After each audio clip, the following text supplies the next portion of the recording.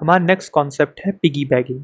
अभी तक क्या होता था, सेंडर रिसीवर कोई भी हम मैसेज भेजते थे उसकी तुरंत एसीके आ जाती थी, फिर कोई मैसेज भेजे फिर एसीके आती थी। ठीक है, अब सिनेरियो सोचिए, मान लो ये सेंडर है ये रिसीवर है, ये दोनों के पास डेटा है भेजने के लिए। ठीक है, तो अगर ऐसे इमेजिन करो तो एक सेंडर इधर से भेजा इसने कुछ, ठीक है, ये भी स्टेशन 1 है, इसको भी स्टेशन 2 कंसीडर कर लो, और ये भी उसकी एसीके भेजेगा, इधर से कुछ डेटा आया उधर की एसीके आ रहा है।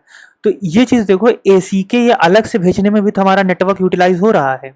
ठीक है, तो पिगी बैगिंग क्या कहता है कि जब कोई स्टेशन 1 है और ये स्टेशन 2 है, ठीक है, इसने कुछ डेटा भेजा, इसने एक फ्रेम भेजा, ठीक, तो तुरंत इसकी एसीके भेजने की बजाय ये हल्का सा वेट कर ले, या अगर इसके पास पहले से कुछ डेटा है तो जो इसे डेटा भेजना है, इसे भी इसको जो डेटा भेजना है उस डेटा के साथ इसकी एसीके लगा दे बेसिकली। ठीक है, अलग से एक्नॉलेजमेंट भेजने की बजाय, जो कि तुरंत एसीके भेज देता था, ये करने की बजाय हमें करना ये है अब कि जैसे ही हमें कोई फ्रेम रिसीव हुआ है तो हम, अगर हमारे पास पहले से डेटा है तो हम अपना डेटा और उसमें इसकी एसीके ऐड करेंगे, भेज देंगे। अगर हमारे पास पहले से डेटा नहीं है तो हम कुछ टाइम ऐसे वेट कर लेंगे, और जब हमारे पास डेटा हो जाएगा भेजने को तो वो डेटा और प्लस इसकी एसीके लगा के भेज देंगे। तो इससे हमारे नेटवर्क में जो ये अलग से एसीके के पैकेट्स फ्लो कर रहे थे, जो नेटवर्क को यूटिलाइज कर रहे थे, ये अब नहीं यूटिलाइजेशन होगा। ठीक है, एक क्वेश्चन और आता है, क्या हमेशा एसीके, मतलब हमेशा क्या पिगी बैगिंग पॉसिबल हो पाएगी? तो आंसर होगा नो, क्योंकि एक चीज सोचिए, जैसे ही मैंने फ्रेम भेजा यहाँ पे कुछ टाइम आउट क्लॉक चालू हो गई है, तो यहाँ पे जो वेट टाइम है ये हम इतनी ही टाइम वेट कर सकते हैं कि उसके बाद हम एसीके भेजें और इस टाइम आउट क्लॉक के पहले पहुंच जाए। अगर ऐसा नहीं करते, हम ज़्यादा टाइम वेट कर जाते हैं, तो तब तक इसकी टाइम आउट क्लॉक ओवर हो चुकी होगी। ठीक है, ये टाइम आउट हो चुका होगा तो यहाँ से वापस वही फ्रेम आ जाएगा, तो फ्रेम्स की डुप्लीकेसी होना स्टार्ट हो जाएगी। ठीक है, तो ऐसे केस में हम पिगी बैगिंग को अवॉइड करके फिर तुरंत एसीके हमें भेजनी पड़ेगी। एसीके तुरंत कह लो या इस हिसाब से भेजनी पड़ेगी कि ये टाइम आउट ना हो जाए यहाँ पे। ठीक,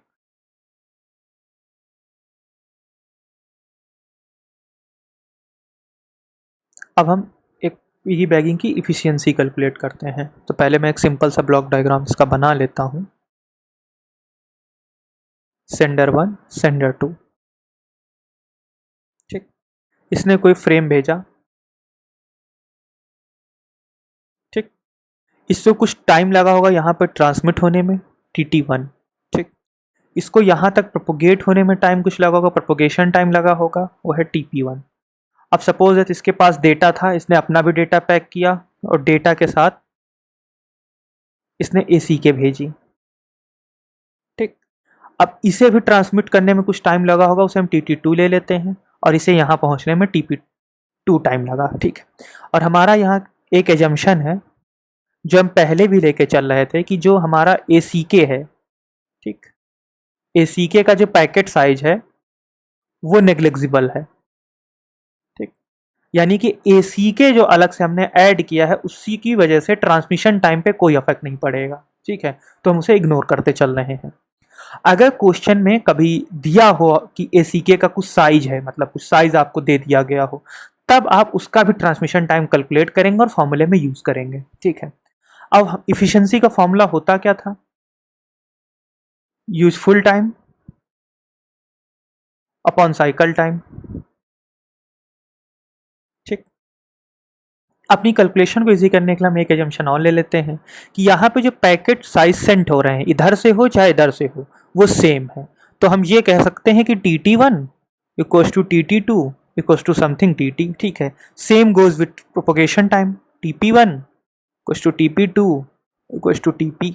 ठीक, तो अगर मैं यूजफुल टाइम की अब बात करूँ तो कितना यूजफुल टाइम हो सकता है, मतलब यूजफुल टाइम क्या होता है, कितनी देर वो जो स्टेशन थे वो बिजी रहे एक्चुअली डेटा ट्रांसमिट करने में। तो ये बिजी रहा TT1 और ये बिजी रहा अगेन TT2। ठीक है, तो बेसिकली दो TT अमाउंट लगे हैं, क्योंकि दोनों इक्वल है, मैंने एज्यूम किया है कि TT1 और TT2 सेम है। तो अभी के लिए मैं चलिए अलग अलग ही लिख लेता हूँ, तो TT1 प्लस TT2, ये था हमारा यूजफुल टाइम। अब टोटल टाइम कितना हमने कंज्यूम किया है एक साइकिल कंप्लीट करने में, एक पूरे साइकिल को? तो पहले इधर से इसके लिए हमने जो कंज्यूम किया है वो है TT1, इसका ट्रांसमिशन टाइम, प्लस जितना प्रोपोगेशन टाइम इसने लिया यानी कि TP1। ठीक, same goes with second case, इसने कुछ TT टाइम लिया ट्रांसमिट करने में, TT2। ठीक, तो वो ट्रांसमिशन टाइम प्लस साथ में जो इसने भी प्रोपोगेशन टाइम लिया यहाँ तक वापस पैकेट की जगह तक आने में, सेंडर स्टेशन 1 तक, तो TP2। ठीक, अब जो हमारा एजम्पशन है ये कि TT1 equals to TT2 equals to TT और TP1 equals to TP2 equals to TP, तो वो यूज़ कर लेते हैं, तो ये आ जाएगा 2TT upon 2TT upon 2TP। ठीक, तो अगर हम कॉमन लें तो ये आएगा 1 अपॉन 1 प्लस ए। ठीक, where a equals to TP upon TT। तो ये इफ़िशियंसी आती है हमारी पिगी बैगिंग के केस में। ठीक है, जो कि ज़्यादा है। अगर मैं पिगी बैगिंग के केस की बात करूँ तो जो कि ज़्यादा आएगी normal stop and wait ARQ की। ठीक है, जो क्या आती थी 1 प्लस 1 अपॉन 2A आती थी, और यहाँ पे कितनी आई है 1 प्लस 1 अपॉन ए। हमारा नेक्स्ट कॉन्सेप्ट आता है कि एक्नॉलेजमेंट कितने तरीके की होती हैं। ठीक है, तो दो टाइप के हमारे तरीके होते हैं जिनसे हम एक्नॉलेजमेंट भेज सकते हैं, टाइप ऑफ ACK। ठीक है, एक तो होता है क्यूमुलेटिव होता है। ठीक, एक होता है हमारे पास इंडिपेंडेंट। अभी तक हम जो देखते आए हैं वो सारे इंडिपेंडेंट थे। इंडिपेंडेंट बेसिकली मीन कि each and every frame have it's on ACK। ठीक है, मतलब हर फ्रेम जो आ रहा है उसकी अलग से एक ACK जा रही है एवरी फ्रेम की। ठीक है, अब क्यूमुलेटिव क्या कहता है कि मान लो एक साथ जल्दी जल्दी 1 2 3 4 5 फ्रेम आए हैं, तो इन पांचों फ्रेम की एक साथ एक्नॉलेजमेंट भेज लो। अब इसके लिए कैसे कर सकते हो, अगर मान लो सीक्वेंस नंबर हमारे पास अवेलेबल है 0 1 2 3 4 5 और ये आए हैं हमारे पास, तो हम सीधे ACK 3 करके भेज दे रहे हैं। ठीक है, तो इन तीनों की एक साथ एक्नॉलेजमेंट हो गई। ठीक है, तो कई पैकेट्स की जब हम एक साथ एक्नॉलेजमेंट करते हैं तब हम क्यूमुलेटिव एक्नॉलेजमेंट कहते हैं। ठीक है, और अनदरवाइज अगर हम हर पैकेट की एक एक कर रहे हैं तो हम इंडिपेंडेंट बोलेंगे। ठीक है, अब एडवांटेज क्या होता है और डिसएडवांटेज क्या होता है इन दोनों केस में। तो जो क्यूमुलेटिव एक्नॉलेजमेंट करते हैं तो हमारे पास एडवांटेज ये होता है कि हमारे पास लेस ट्रैफिक आता है नेटवर्क में। ठीक है, क्योंकि हम बार बार हर पैकेट की नेटवर्क नहीं भेज रहे हैं, मतलब हर पैकेट की एक्नॉलेजमेंट नहीं भेज रहे हैं, बट जो हमारी रिलायबिलिटी है वो घट जाती है नेटवर्क की।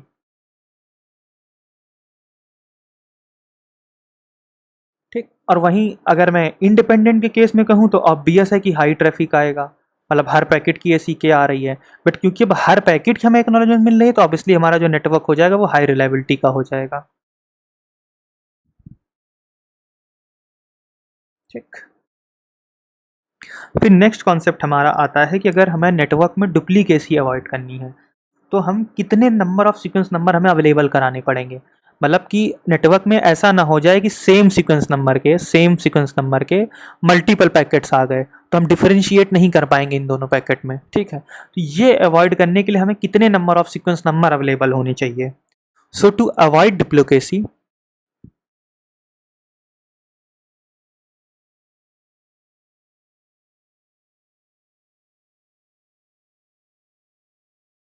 ठीक, जो हमारा अवेलेबल सीक्वेंस नंबर वो ये आएगा ग्रेटर देन जो भी सेंडर का विंडो साइज है बेसिकली। ठीक है, प्लस जो भी रिसीवर का विंडो साइज है।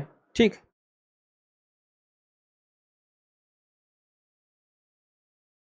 ठीक, और अगर मैं एक एग्जांपल लूँ तो जैसे हमारे पास जो अभी तक हम लोगों ने पढ़ा है स्टॉप एंड वेट ARQ। ठीक, सिंपल। ठीक, मैंने यहाँ पे R लिख दिया है, यहाँ पे रिसीवर है ये, सेंडर की विंडो साइज और रिसीवर की विंडो साइज। तो यहाँ पे इस केस में सोचो सेंडर की विंडो साइज कितनी थी, एक फ्रेम की थी, और साथ में रिसीवर की भी एक फ्रेम की थी, तो 1 + 1, तो अवेलेबल सीक्वेंस नंबर कितना होना चाहिए, ग्रेटर देन और इक्वल्स टू 2। तो यही तो होता था, हम दो फ्रेम नंबर इस्तेमाल करते थे 0 1, तो बेसिकली दो सीक्वेंस नंबर हमारे पास अवेलेबल होते थे और हमारे में कोई पैकेट डुप्लीकेसी का केस नहीं होता था। ठीक, आगे ये वैलिड कहाँ कहाँ पे होगा, तो स्टॉप एंड वेट ARQ में तो मैंने दिखाई दिया है, स्टॉप एंड वेट ARQ में। सेकंड, गो बैक एन में। ठीक, सेलेक्टिव रिपीट में।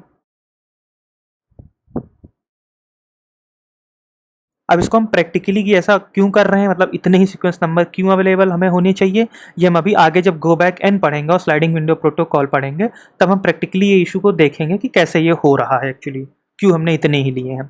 और हाँ, जब मैंने कहा कि अवेलेबल सीक्वेंस नंबर की बात है, तो अवेलेबल सीक्वेंस नंबर होता है मतलब एक सीक्वेंस नंबर की फील्ड होती है हमारे पास जो कि ऑब्वियसली बाइनरी बिट्स होते हैं। तो यहाँ पे आप ये भी लिख सकते हो 2m, जो कि बेसिकली होता है जहाँ पे m बिट की सीक्वेंस फील्ड है हमारे पास। ठीक, बाकी अभी हम आगे जब गो बैक एंड पढ़ेंगे तब इसे प्रैक्टिकली देखेंगे कि ये क्यों नीडेड है।